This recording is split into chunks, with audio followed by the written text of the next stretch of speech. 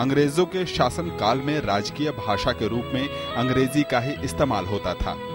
आजादी के बाद देश की एक अपनी भाषा को राजकीय कार्यों में शामिल करने के मकसद से हिंदी संघ की पहली राजभाषा बनी। अनुच्छेद 343 के तहत 14 सितंबर 1949 को हिंदी को भाषा और देवनागरी को पहली राजलिपि होने का गौरव मिला।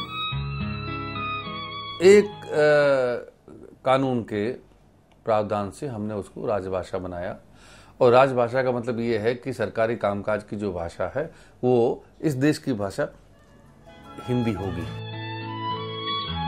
हिंदी को प्रमुखता से शामिल करने और इसे मुख्य राजभाषा बनाने के मकसद से 1963 में राजभाषा अधिनियम अधिनियमित किया गया।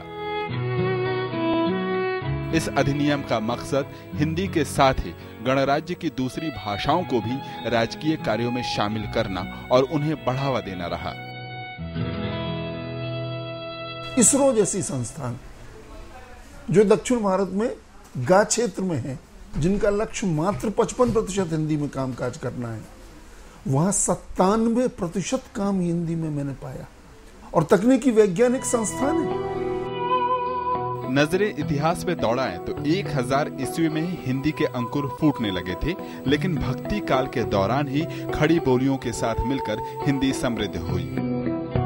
अपनी उदार छवि के साथ हिंदी में फारसी, अरबी और कालांतर में उर्दू के शब्दों का भी समावेश हुआ।